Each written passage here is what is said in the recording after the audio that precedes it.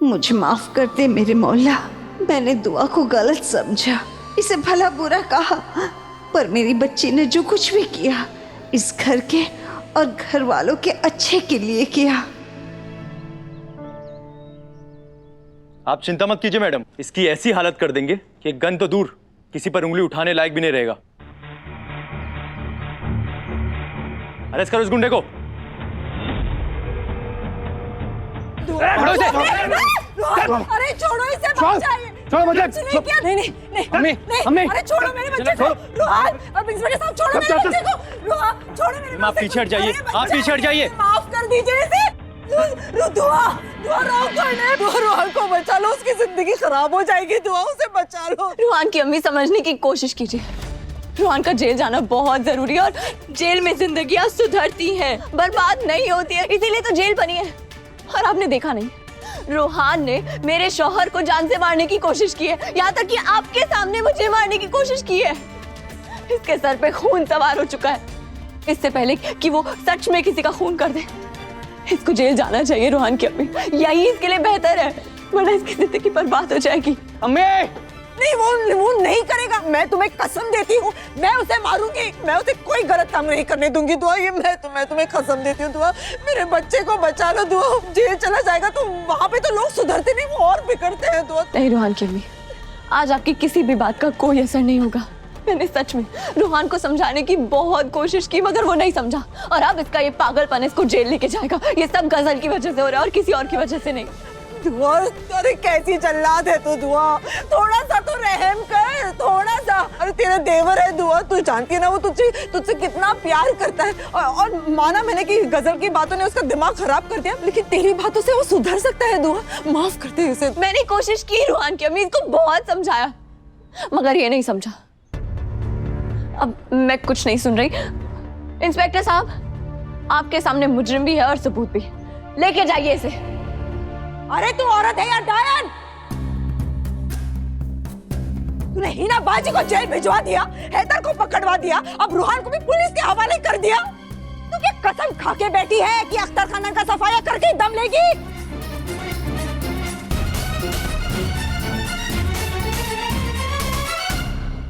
खुदा गारत करे तुझे। पता नहीं वो कौन सा मनहूस दिन था जब तेरे मनहूस कदम इस घर में पड़े। सब खत्म हो गया, सबको बदनाम कर दिया तूने, सबको एक दूसरे का दुश्मन बना दिया तूने। दुआ सबको दुश्मन बना दिया तूने। और ये बदजात कहीं की, तेरा तो गला घोट देना चाहिए। सब बजाइए रोहान की अम्मी, वरना इस बार आप भी उन तीनों की तरह जेल में होंगी।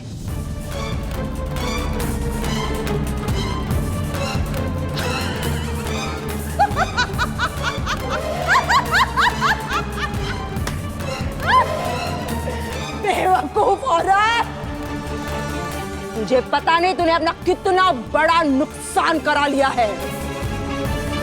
मेरे बच्चे पे जुल्म करके ना आज तूने मुझे वही गुलनाज बनने पे मजबूर किया जिसका डसा हुआ पानी भी नहीं मांगता। मेरे बच्चों की कसम, हुआ हैदर अख्तर, तेरी जिंदगी अगर मैंने जहन्नुम ना बना दी ना तो मेरा नाम भी गुलनाज राहत अख्तर नहीं है।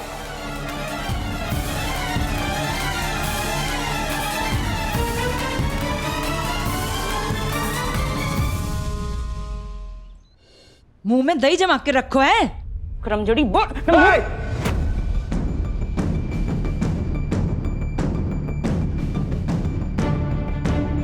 क्यों सताती है अपनी बहू ने? क्यों परेशान करती है उसने? मजा आता है परेशान करने में बहू को? मैंने ऐसा कुछ नहीं किया, मैंने कुछ नहीं किया। झूठ बोलती है। हम तने यहाँ पे पागल लगे हैं? हाँ? बहू को सताती ना, परेशान ना करती उसने तो थारी कंप्लेन क्यों करी उसने? बोल।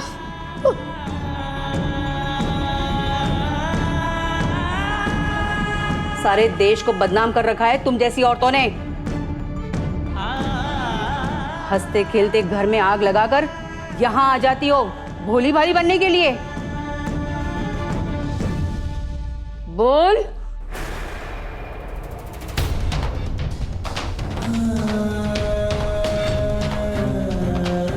बोलती है कि नहीं, वरना मार मार के चमड़ी उधेड़ दूंगी तेरी। दहेज के लिए सताती है बहू को।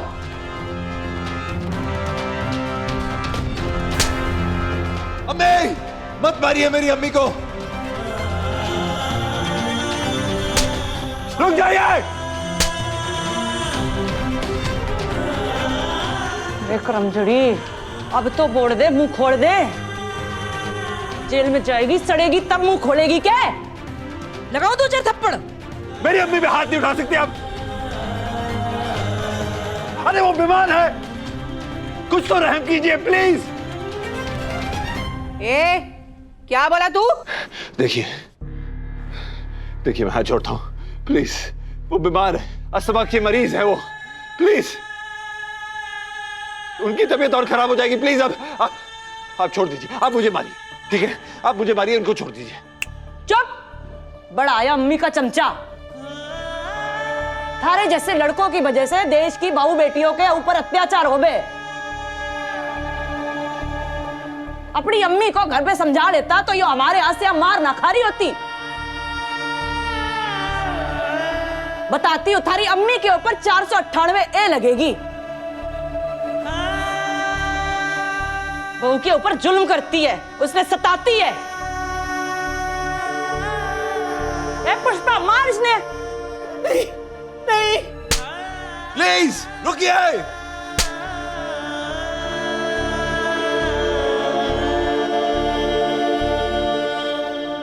अम्मी, अम्मी, छोड़ो मुझे। अब मैं तेरा ऐसा हाल करूंगी कि तू भी याद रखेगी दुआ। देख लेना तू, देख लेना। रुहान, अरे छोड़ दो मेरे बच्चे को, मत ले जाओ उसे। गुलनाज, दादी अम्मी, दादी अम्मी, संभालिए खुद को, संभालिए। दुआ, ये क्या हो गया? मेरा घर बिखर गया, मेरे बच्चे बिखर गए। दादी अम्मी, संभालिए खुद को। नहीं दुआ, मुझे मत संभालो मेरी बच्ची। मैं भी तो इन लोगों की तरह ही हो गई हूँ। तुम शक किया, तुम्हें क्या क्या नहीं कहा। मुझे माफ कर दे। नहीं दादी अम्मी, ये क्या कर रही हैं आप? आपको हाथ जोड़ते हुए देखने से पहले खुदा मुझे मौत दे दे। और हालात ही कुछ ऐसे थे, इसमें आपकी कोई गलती नहीं है, आप गलत नहीं है। सब कुछ गलत हुआ। मेरा रूहान, जिसमें मुझे इतना फक्र था, मेरा पोता, मेरा चांद, वो इस कदर गिर जाएगा ये मैं सोच भी नहीं सकती। उसने अपने बड़े भाई पर हमला किया, अपनी भाभी की जान लेनी चाहिए। अल्लाह, ये दिन देखने से पहले मैं मर क्यों नहीं गई? नहीं दादी अम्मी, ये क्या बोल रही हैं? रूहान गुमराह है दादी अम्मी। उसने गलत जरूर किया है, मगर उसे ऐसा करने पे मजबूर किया गया है।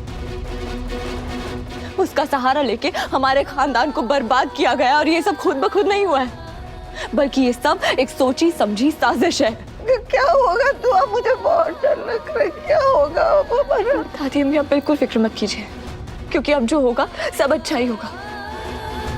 और आप रोना बंद कीजिए ना, बिल्कुल फिक्र मत कीजिए। हम सबको आपकी जरूरत है, और मुझे ये अल्लाह, मुझे हैदर और अम्मी के पास जाना है, उन्हें जेल से छुड़वाना है, वरना बहुत देर ना हो जाए। रूहान से तो अब हम सब महफूज हैं, मगर वो गजल अब भी बहुत बड़ा खतरा है। पता नहीं अब कौन सी नई चाल चल रही होगी, वो उसे रोकना बेहद जरूरी है।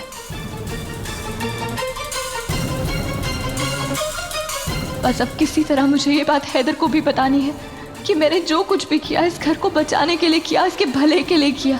आप फिक्र मत कीजिए हैदर, मैं आ रही हूँ आपके पास, मैं सब ठीक कर दूंगी।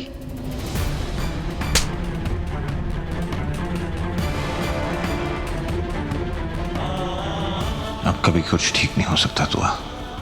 तुमने मेरे और मेरी अम्मी के साथ जो किया, ये मैं कभी भूल नहीं सकता। अब से हमारे रास्ते अलग हैं।